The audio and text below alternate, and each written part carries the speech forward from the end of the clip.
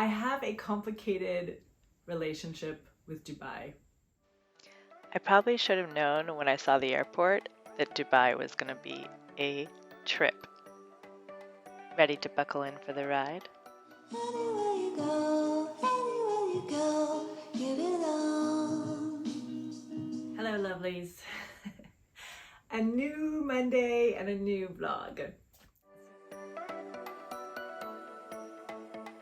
Dubai is intense, man. And if you're not prepared, it can be really overwhelming. At least that's what I found. After a 7-hour flight and a 3-hour time difference from Paris, I was ready to just dump my bags at the hotel and hit the ground running. I had no idea really what to expect, but I was excited.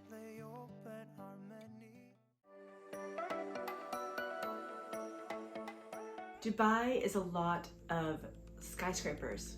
It's just skyscrapers everywhere. It's a very testosterone heavy city. And it feels like, excuse my French, but it feels like a lot of dick wagging, honestly. It's like everything is the best and the biggest and the tallest. And you know, coming from the US, you would think that I would be kind of used to that because I know that Americans are infamous for being kind of like that as well. But Dubai takes it like to the next level. And I think partly it's because it's such a new place. Like 50 years ago, it was literally just desert. And the architecture is, you know, it's packed full of humanity, and it's packed full of the construction of humanity. And I think that's why it's not my favorite place. Like, I like humans. No, I think I tolerate humans for the most part. There are some I like, there are some I love, obviously, but a lot of them, or particularly a lot of them all at once, it's too much for me. It's honestly too much for me. But I did venture to the 125th floor of the Burj Khalifa just to see what all of the hullabaloo was about. And I had a nice time. And I did get lots of vertigo. Saw highways like those in LA. And saw the shadow of the Burj on the landscape, which was kind of cool. And saw the famous fountain from way above. I'll come back to it later, so stick around. By the way, if you want to subscribe, please do, and hit the notification bell, and like it. Thanks, it helps the channel. The best part of the tour, of course, was the pause. I found a little cafe where we had a bit of baklava, had some coffee,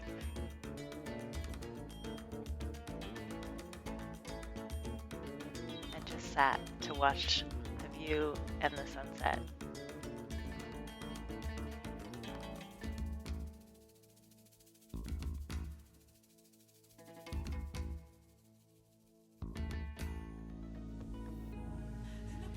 The fountains outside the Dubai Mall at the base of the Burj Khalifa are kind of like Bellagio on steroids.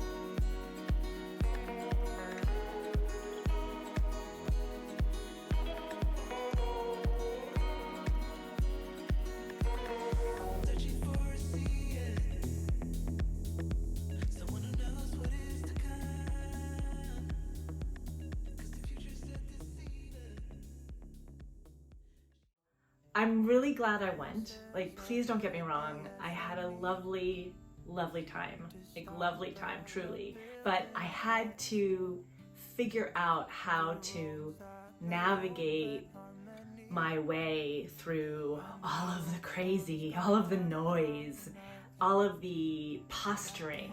Everything is constructed.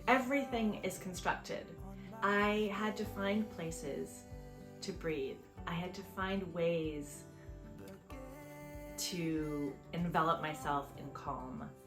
And that was a bit of a challenge. I finally escaped Dubai for the desert.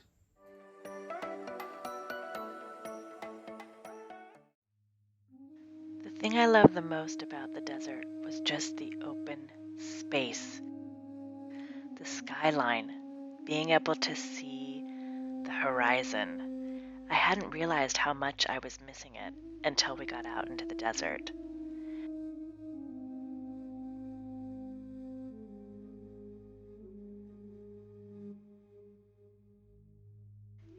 It was like out of some Arabian Nights movie or something. You could see forever.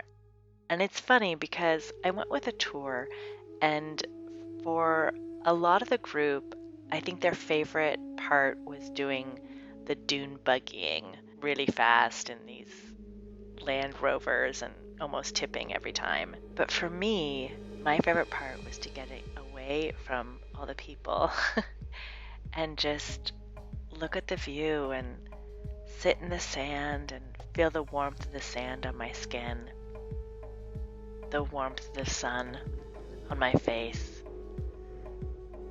play a little, make my mark.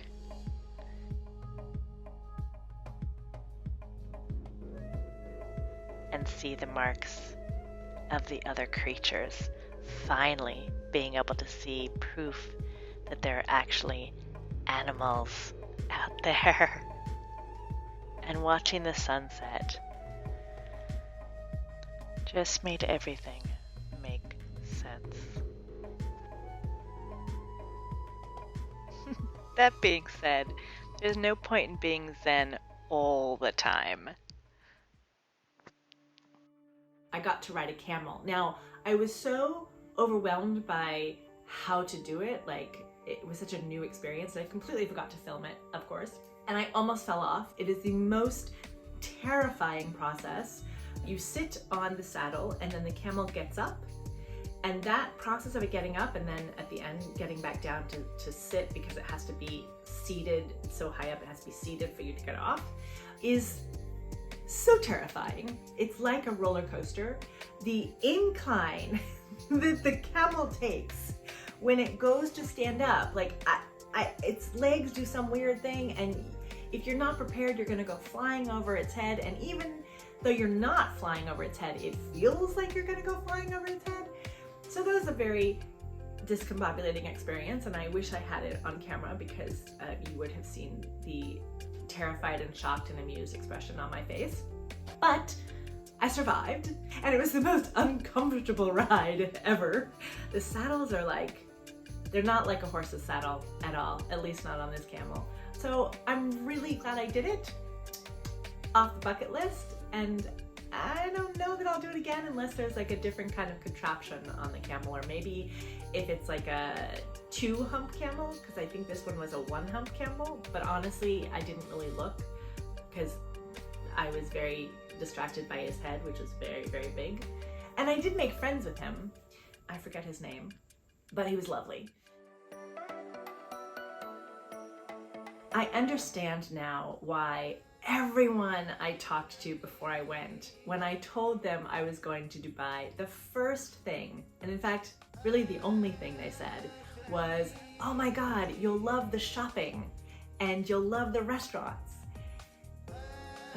I kind of dismissed that, even though it was on repeat with everyone I spoke to. I thought, no, they're exaggerating. No, it's maybe that's just their taste, like what they like doing when they travel. But I am a junkie for culture. I discovered very, very quickly that they weren't exaggerating. That didn't have to do with what they like or don't like when they travel. That is what Dubai has to offer. Shopping, lots and lots and lots and lots and lots and lots and lots of shopping, and restaurants and clubs. So if you're like into clubs after going shopping and having a really expensive dinner, yay, Dubai is for you.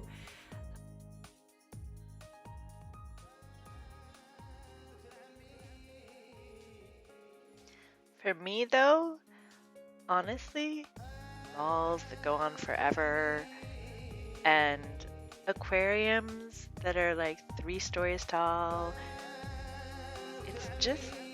it's like too much. It's too much stimulation. It's too much commercialism. It's just, I don't understand.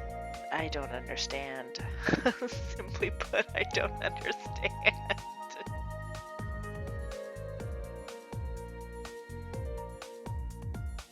With nothing else to do, you find yourself in the mall.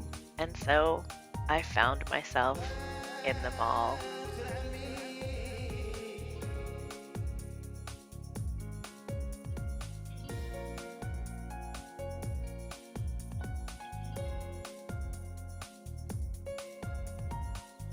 And it was weird. It was surreal. Like, I did not expect to traverse half the world to end up in a shopping mall.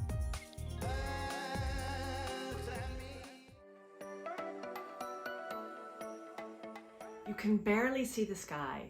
And for me, it felt like I could barely catch my breath. And to be honest, maybe it's in part a reaction to the past 2 years of COVID and confinement and lockdowns and, you know, feeling stuck in my house. But I crave trees and birds and flowers, and Dubai has none of that. Like, really, there are no birds. I don't know where they went.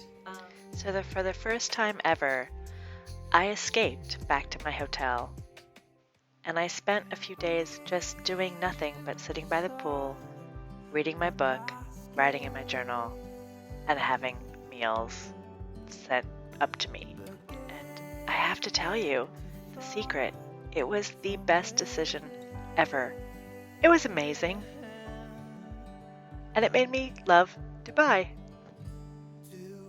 All in all, I'm glad I went to Dubai. I recommend it just for curiosity's sake. If you happen to be passing through that part of the world, stop in.